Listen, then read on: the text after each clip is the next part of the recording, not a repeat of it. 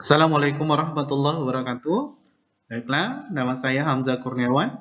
Saya peserta PPG dalam jabatan kategori 2 tahun 2022 LPTIK Universitas Negeri Makassar.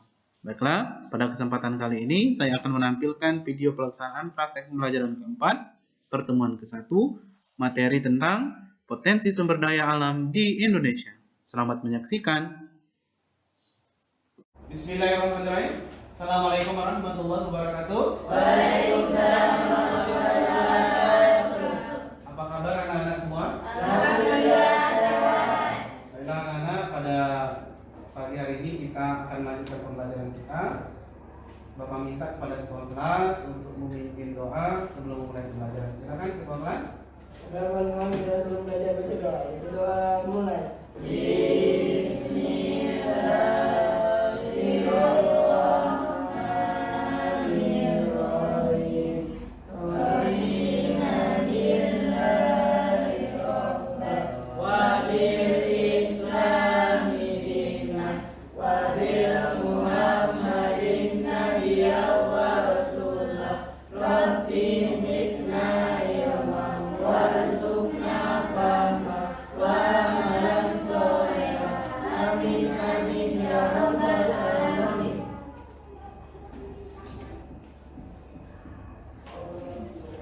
Terima kasih kepada ketua kelas yang sudah memimpin kawan-kawannya untuk berdoa pada kegiatan pagi ini ya. Sekarang Bapak tanya, siapa yang tidak masuk pada hari ini anak-anak? Lengkap ya? Terima kasih. Nah anak-anak, pada hari ini kita akan melanjutkan materi kita ya. Kalau di pertemuan kemarin kita membahas tentang letak dan luas Indonesia. Ini membahas mengenai wilayah Indonesia ya. Dari Sabang sampai Merauke, dari Niagas sampai Pulau Rote, ya kan? Jadi berada di dua samudra, ada Samudra Pasifik dan Samudra Hindia, ada di dua benua, ada benua Asia dan benua Australia. Nah, itu pelajaran kita kemarin kan mengenai itu. Jadi kita sudah bisa memahami mengenai wilayah-wilayah di Indonesia. Sekarang setelah kita mengetahui ternyata wilayah Indonesia itu memiliki ribuan pulau ya, terdiri dari perairan dan daratan. Nah, ternyata di perairan dan daratan itu memiliki potensi sumber daya alam. Ya, apa itu sumber daya alam? Itu segala sesuatu yang bisa dimanfaatkan untuk kesejahteraan masyarakat yang ada di sana, di Indonesia itu. Ya, jadi ini akan kita pelajari apa saja sumber daya alam Indonesia itu, ya. Bagaimana cara pemanfaatannya, bagaimana dampaknya bagi masyarakat Indonesia itu sendiri. Itu yang akan kita pelajari pada hari ini ya.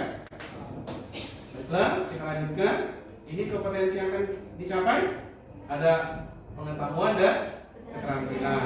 Kalau 3 ini apa? Kode pengetahuan. Kalau 4 ini kode keterampilan ya.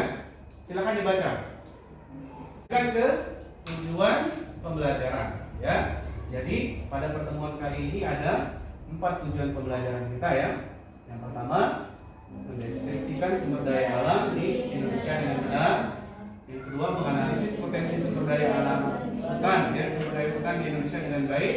Menganalisis potensi sumber daya alam di Indonesia dengan baik. Yang keempat, menyajikan hasil diskusi kelompok melalui presentasi mengenai potensi sumber daya alam di Indonesia dengan baik. Nah, ini ya.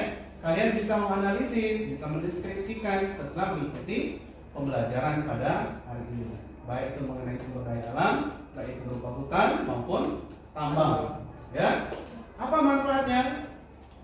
Setelah mengikuti pembelajaran, diharapkan peserta didik itu mampu, jadi anak itu mampu apa? Melakukan kegiatan-kegiatan yang dapat memanfaatkan sumber daya alam itu dengan bijak ya, menjaga kelestarian alam yang berada di lingkungan tempat tinggalnya. Jadi setelah kita memiliki pengetahuan tentang sumber daya alam, maka kita punya tugas untuk menjaga sumber daya alam yang ada di lingkungan tempat tinggal kita. Itulah bukti pembelajaran itu berhasil ketika orang mengaplikasikan ilmu yang didapatnya. Itu ya. Kita lanjutkan. Ini garis besar yang akan dilakukan ya. Pada kegiatan pembelajaran ini, peserta didik diarahkan untuk memecahkan masalah terkait dengan materi pembelajaran yang akan dibahas. Kegiatan pembelajaran masalah dilakukan dengan diskusi kelompok, yang masing-masing kelompok akan mendapatkan permasalahan yang harus dicari solusinya. Kemudian, hasil diskusi kelompok akan dipresentasikan oleh masing-masing kelompok. Bagi kelompok yang belum presentasi, diberikan tugas untuk memberikan tanggapan atau pertanyaan. Seperti biasa ya, kita lakukan. Sudah itu, ini teknik penilaian ya. Ada 3, ada penilaian sikap, ada penilaian pengetahuan, ada keterampilan. Penggunaan HPH yang tidak memperhatikan keberlanjutan alam telah menyebabkan hilangnya minimal 4 juta hektar hutan alam di 3 pulau besar, Sumatera, Kalimantan, dan Sulawesi sejak tahun 1970.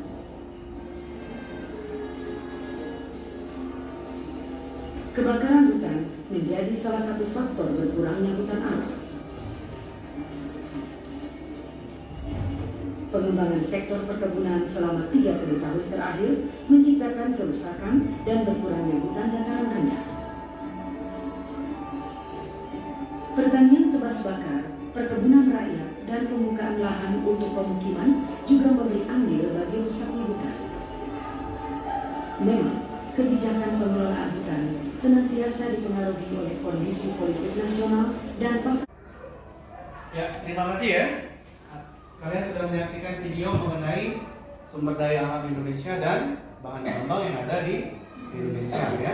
Jadi sumber daya alam itu ketika tidak kita kelola dengan baik, maka seperti yang kita lihat pada video tadi kan, terjadi bencana alam, banjir, longsor, kekeringan ketika di musim kemarau ya.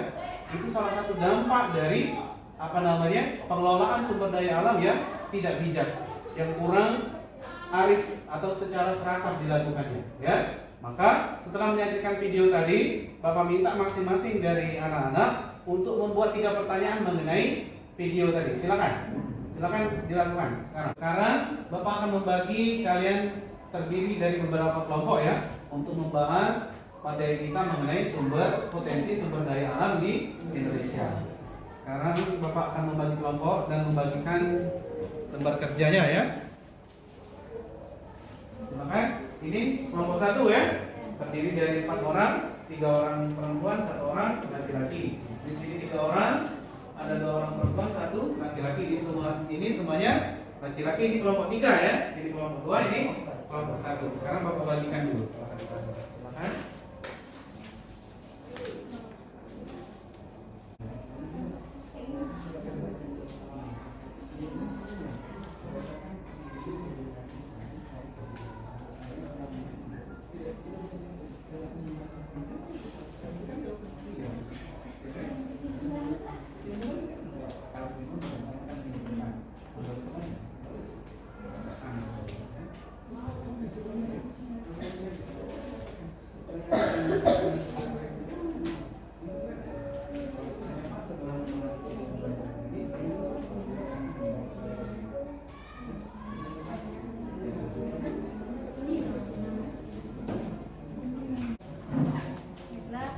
Assalamualaikum warahmatullahi wabarakatuh. Waalaikumsalam warahmatullahi wabarakatuh.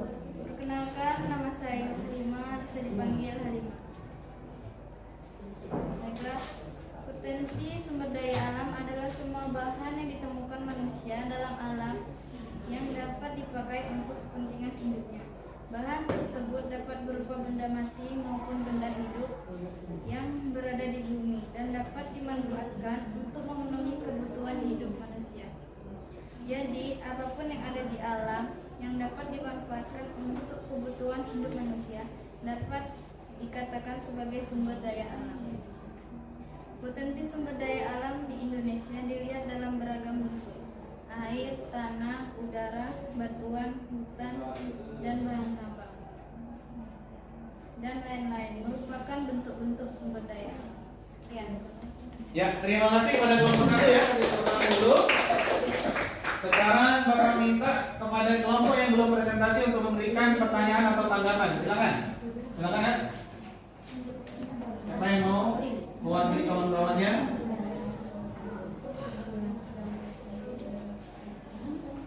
Silakan. Ya, silakan. Kelompok 2 ya. Silakan perkenalkan, pakai salam, perkenalkan diri. Silakan. Assalamualaikum warahmatullahi wabarakatuh. Waalaikumsalam warahmatullahi wabarakatuh. Perkenalkan, nama saya Tridena. Saya akan bertanya kepada kelompok 1. Bagaimana pemahaman kelompok kalian tentang sumber daya alam di Indonesia? Ya, terima kasih, kasih tepuk tangan, bantu saya sebenarnya. Silakan kelompok 2, kelompok 1 untuk ditanggapi pertanyaannya ya. Silakan. Assalamualaikum warahmatullahi wabarakatuh.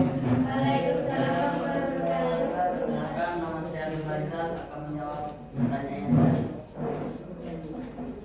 Potensi sumber daya alam di Indonesia. Apakah kalian mendengar istilah sumber daya alam? Sumber daya alam adalah semua bahan yang ditemukan manusia dalam alam yang dapat dipakai untuk kepentingan hidup manusia.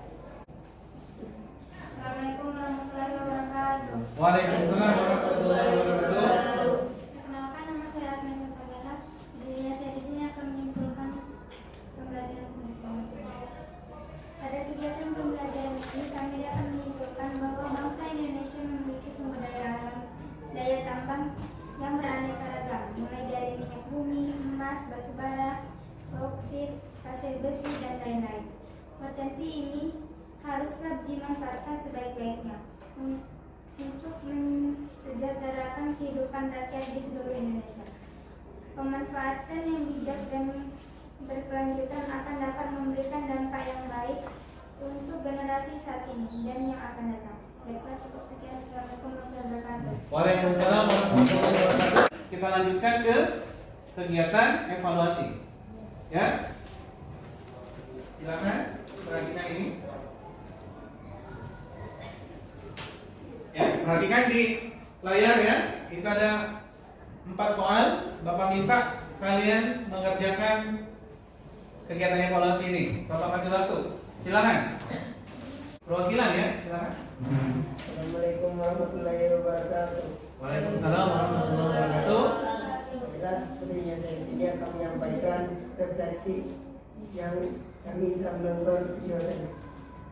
Dari video tadi pembelajaran yang kita berikan tadi telah membuka mata saya bahwa jika kita memanfaatkan sumber daya alam secara serakah dan sembarangan akan menyebabkan dampak buruk bagi masyarakat itu sendiri.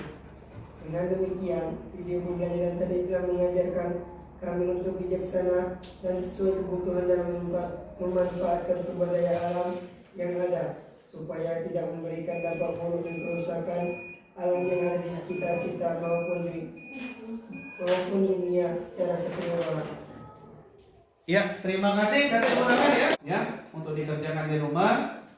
Nanti silakan dihubungi sekretaris kelas ya untuk tugasnya, karena Bapak akan kirim ke WA grup kalian ya. Nanti dihubungi, dikondisikan dengan sekretaris kelas mengenai tugas kita untuk di rumah ya.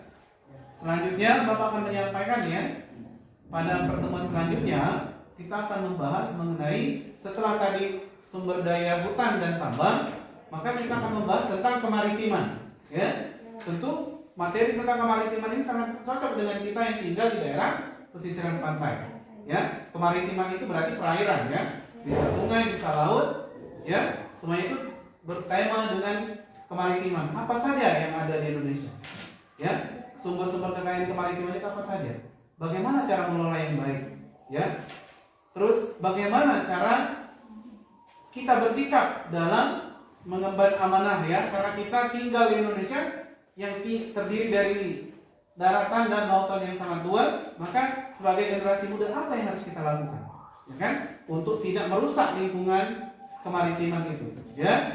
Nah, itu yang akan kita pelajari. Kawan-kawan, kita sebelum pulang baca doa mulai. Bismillah.